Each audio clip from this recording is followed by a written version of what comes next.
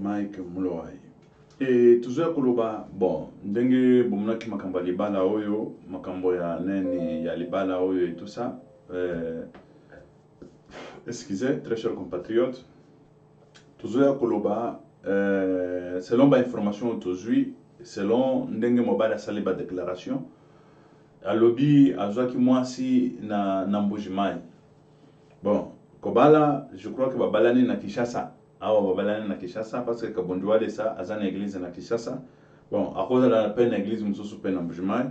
mais ce qui est vrai est que tant kabondwale ta kabondwale ça zaki kuna babanda ko balingala et tout ça ezaki na Kinshasa parce que na Mbujimai ba lingala te.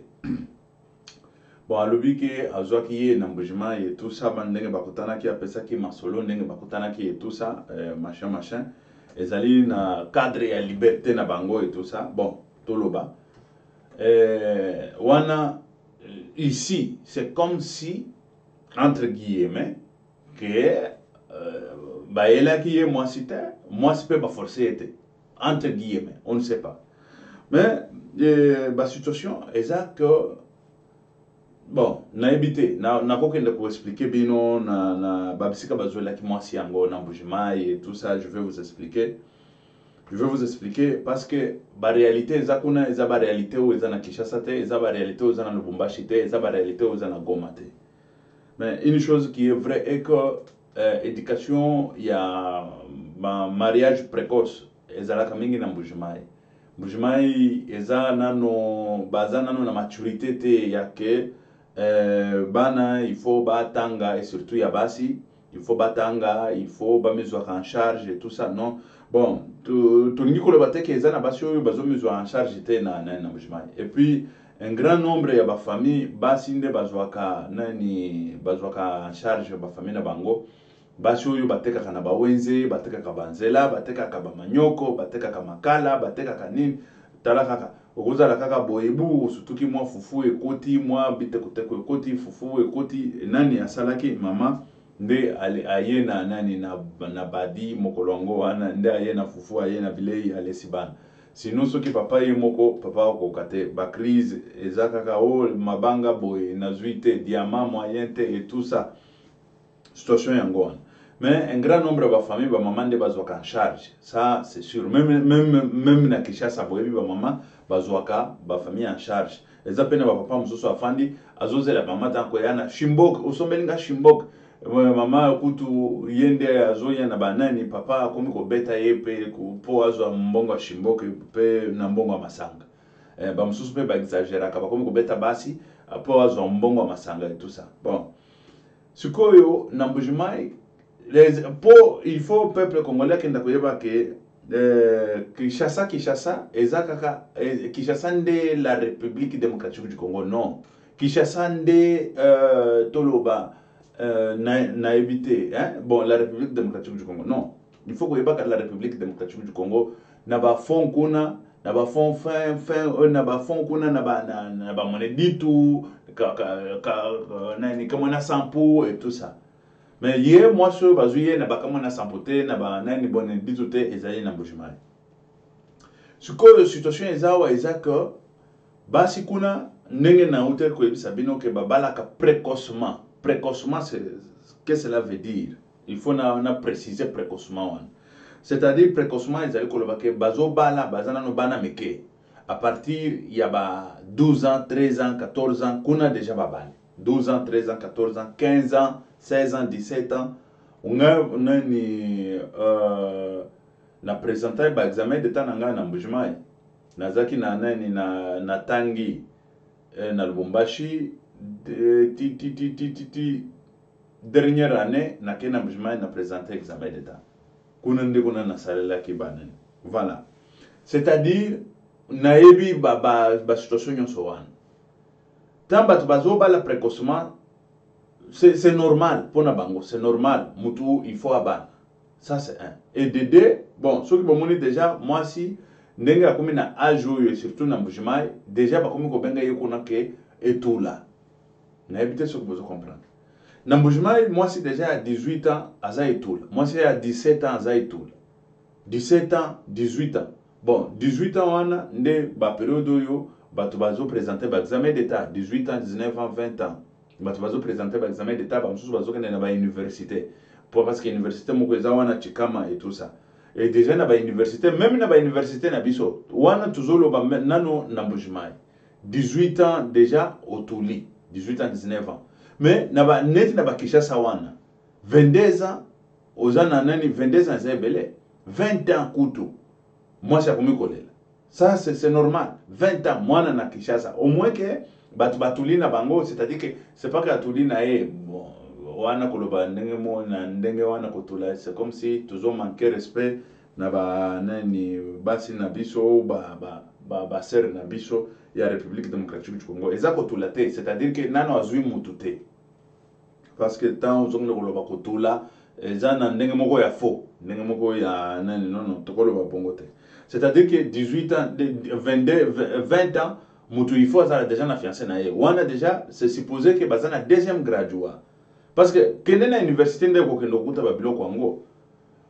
na université na première année c'est-à-dire bazaka bongo deuxième année il faut ça déjà na fiancé na deuxième année c'est-à-dire azana 20 ans déjà batu nyonso bazaki na ba université ba yebi ba makambonga na zoloba déjà na deuxième graduat aza déjà na mutu na ye pour nani troisième graduat ta zo silisango déjà bazoka na makambo na bango au sérieux ya ke bakende soki babalana babanda déjà ko beta ba masolo ya vie babanda déjà ko yeba ndenge nini wana na Kishasa mais siko ba batanga kate nde bazaka libanda bazo baloka na bango ka boye 25 ans 28 ans 30 ans wana italien kutote pour nani vie est difficile na Kishasa ce n'est pas parce que moi c'est lingi ko balate mobali pa lingi ko balate ce n'est pas parce que moi c'est azali mabe elongi mabe ou atuli ndenge bato balobaka atuli mais non ezali ba conjecture ndeza mabe ezali na ba jo ebele na Kishasa bazo balate 45 ans azan chez bango ce n'est pas que 45 ans wana azwaka basite balingana kate bazo lingana biso nyo tozaki na kini toyebi ba situation toyebi ndenge zalaka oh petit chéri moko boye babi makana bango c'est normal même chez bango bayebi que babi makana fulani et tout ça wana na kini nazo ebisa bino wana na kini ko ozana moi chéri na yo bobi maka et tout ça mais sikoyo problème ezani ni tambo zo bimana chéri na yo il faut sikoyo makambo mususu ezalaka ya bozo kanisa sikoyo lobby bozo kanisa lobby mais lobby sikoyo ezani flou mbongo ya leta bazo yiba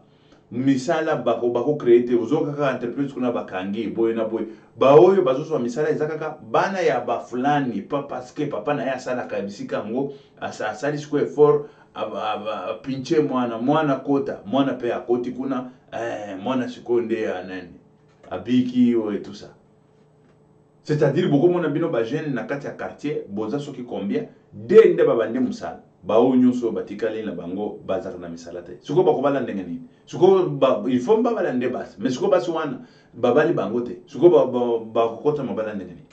nde bakomi kotala siko bana poto parce que mwana poto akobeta kayo na ye mwana poto akosala soki ndenge nini na ye et c'est fini azui mwasi atie na ndako bakomi ko bakumbeli vie et c'est comme ça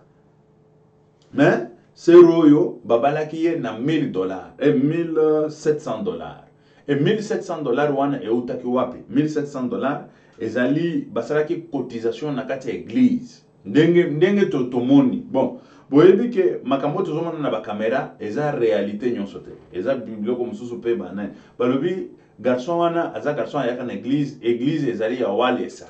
ayaka na église yakanga ka babashi asala kamsala mingi na kati ya église et tout ça mais sikoyo tamba walesa tuniye biso ndenge tomoni est-ce que walesa yebaki te kazana mwasi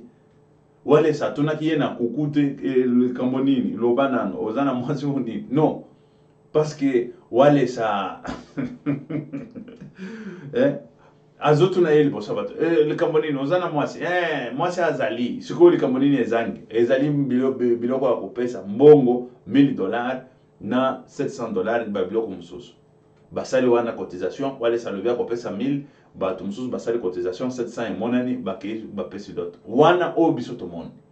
mais oyo eza na nkuku toyebi te awa nga nazwa koyebisa bino oyo tomoni na oyo biso toyebi mais oyo eza na nkuku toyebi na biso te situation eza ndenge nini situation ezali ezoleka ndenge nini wana nde situation ya bana basi mais ba surprise ya minene oyo tozokende komona ezali kaka ke mwasi c'est comme si tant ozomona expression oyo azolakisa tu sens que l'expression n'est pas bonne parce que c'est comme si il y a quelque chose qui quelque chose caché voilà ou peut-être amonaki ke atoli et surtout na milieu azalaki eza milieu moko ke babalaka précocement mais yendenga balaki précocement te amoni ke atoli sikoyo tout ce qui se présente on tire et voilà situation est cause à la yango wana tout ce qui se présente on tire et comme que il faut tirer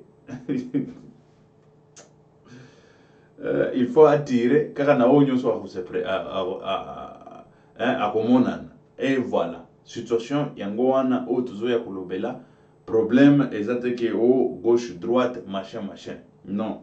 ndebo ebiso toyoki ndebo ebiso pe tozoya koyebisa bino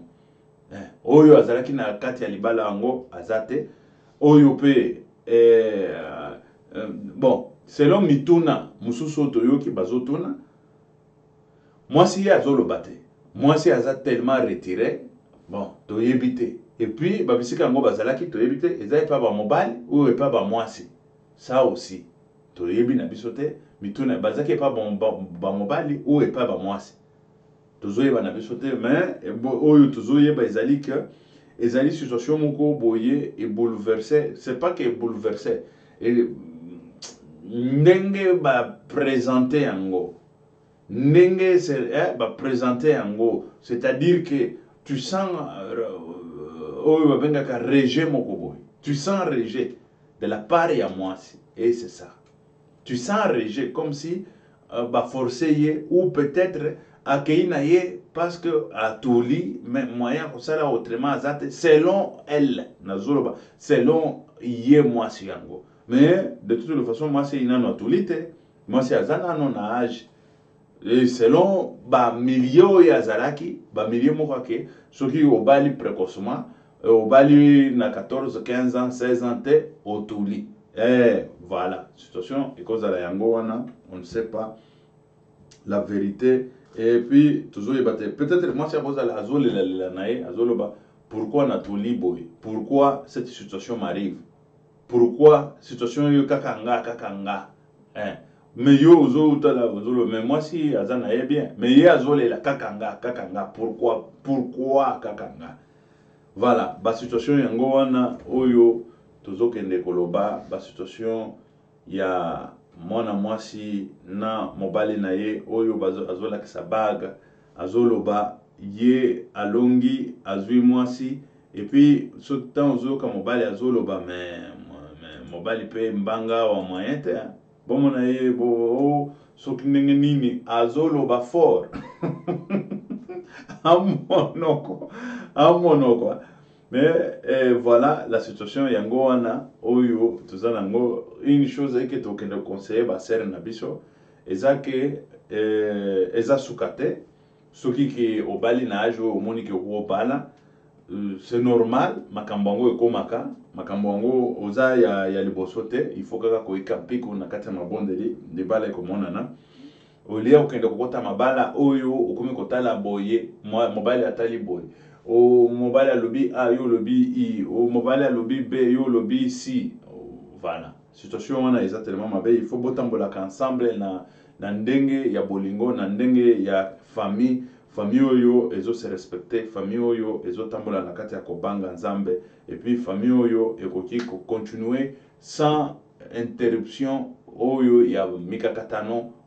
bambonge boyebi ke na makambo nyonso bambonge eyaka bambonge ekomaka et soki mbonge ekomi il faut yeba ndenge nini tu peux te protéger contre bambonge nyonso wana voilà wana nde situation ya oyo tozomona ya libala oyo mais ce qui est caché derrière on ne sait pas mutu azali nani Walesa Walesa c'est un stratège na makambo a bouleti a boule atali alobi Ce qui n'a pas les garçons, Monique ko beta nangonan. Hein? Mais Zui a 1000 Angers, voilà. A 1000 na ya Angers, alubi bala, ba mususu pe ba sangisi wana 700 na bango, bazui ba ke ko doté sans problème. Bazui pe moi si ye wana. C'est long bango. Mais version mususu nde toyebi na bisote, version oyo ezali ya solo nde toyebi te comment est-ce que ça fonctionne, comment est-ce que ezokende na na fonctionner parce que toyo on ne sait pas comment est-ce que basali ba situation yango. Mais maman oyo tout le monde bazo accompagner mwana mwasi bango nde ba parents. Mwana mwasi soki otali ye boya koza na combien? A koza na âge à combien? Azana ba âge ya ba 20 combien? 27 ans, 28 hein? Une histoire comme ça hein? Ba 25, 26 voilà, ba 25, 26 ans. Aza mwana moko ya ba peut-être la cause même na ba 22 ans, 23 ans. Mais il y a moni déjà tout ligne de kotoul, à tout ligne de kotoul. À tout ligne de kotoul. Pona ye à tout ligne de kotoul. Azana ba 20 quelques années. Eza éducation. Yango tuzulu ba chaque fois il faut éducation et kotaka na kati ya nani na kati ya population et surtout na ba intérieur kuna éducation ezala ya makasi ko frapper fort ko taper fort de façon que bato ba ezala basi pas parce que basi ba miso en charge hein wana ezaka lokuta o mobali soki nini mais basi bateka kanda kende na ba wenze ezaka basi kende bo na ba famille okuta muta simbi famille mwasi kende bata ba ya ba période ba crise wana basi nde bakanisaka tosala boy omoni pe bo s'en sortir chez biso bana basi bazana ndenge moko boya ko se sous-estimer bazo se sous hein comment se sous-estimer bazo mikitisa bango moko non toko kate et tout ça mais non bakoko kana bango bakoko kape na bango ko sala makambo. Voilà la situation yango wana oyo tozanango oyo il faut esala ke bana na biso ya basi bayeba komizwa en charge bayeba ndenge nini bakoyeba ke soki libala eyete c'est normal eza makambo pe ya vie c'est pas que soki eyete ekoya nango tôt ou tard ekoya nango mutu na ye c'est pas que akotula na yete mbali bayaka na bango mambali soki baye ozwi mobali na yo bien oyo lingaki oyo mais ezate ke bozoki ndekoluka mobali pe ya extraordinaire oyo azali kitoko koleka angelaka koleka azana mandefu oyo lingaka azana suki oyo lingaka aza soki ndenge nini akipaka basi ndenge yo lingaka okomona ye nili part okomona ye wapi aya akipaka yo boy na boy oyo apesaka pe basi mbongo oyo azana na beauté apesa basi mbongo yo somona mibali boni ba ya beauté bapesaka basi mbongo te ba mibali wana ya beauté bango kutu nde bafandi po balelaka basi wana ne bango nde balelaka basi wana bambongo sikoyo ozoluka mobali ya ndenge wana oyo existaka te na planète oyo mais non et c'est ça la situation ye azui ya ye ndenge bomoni wana bon on ne sait pas situation na nsima kuna ke ezali ndenge nini situation ezali lolenge nini mais nzambe azwa lokumu soki ke ezali koyokana na bango nzambe azwa lokumu soki ke ezali ke baforce bango wana nde eza mabe soki baforce bango wana eza mabe et surtout soki ke kabundu wale asali biloko wana ye nde moto aza la base ya malheur ya basi oyo ya mobali oyo soki ke bango moko ndenge ba témoigner ça c'est bien il faut bénir ndenge ba bénir bango bakei basala pe vie na bango bazali ba adulte moto akoloba ni A ni B azate bafanda na bango basala vie na bango ba continuer bafuluka bakende liboso et c'est ça la situation oyo tozokende koloba makambo ya libala oyo Zambé azana bango asunga bango là toko bénir bango sans problème et ça c'est azui jo na ye yo lukaka jo moko akouta sanza akoyate ba jo nyonso bayaka ka bafo jo nyonso akose présenter afo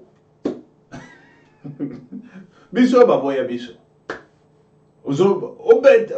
okeboye momi ndenge momi oyo eza kaka opesi ye mbote soki obandi ka likambo boye une année suspension okolia même mbote okolia yango lisusu te une année suspension même mbote okolia yango te mwasi aboye kopesa yo mbote une année toi tu crois que c'est quoi nakamwe nalobi ce n'est pas possible. C'est-à-dire que wana soki eza mbote esoka na mbote ekomata lisusu ni ani bete basi ya lolenga wana baza ebele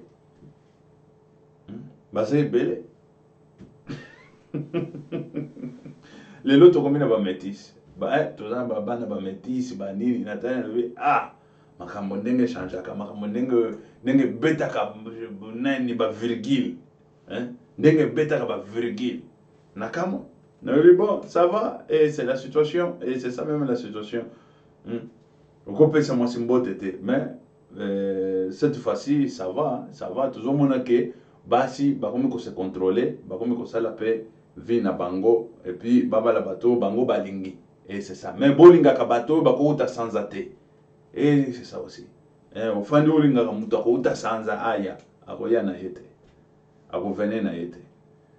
Bon, je vous laisse, que Dieu vous bénisse. Ezra Kouabino, Pierre, Mike, Mouloy, le prophète. Ok, merci, ciao.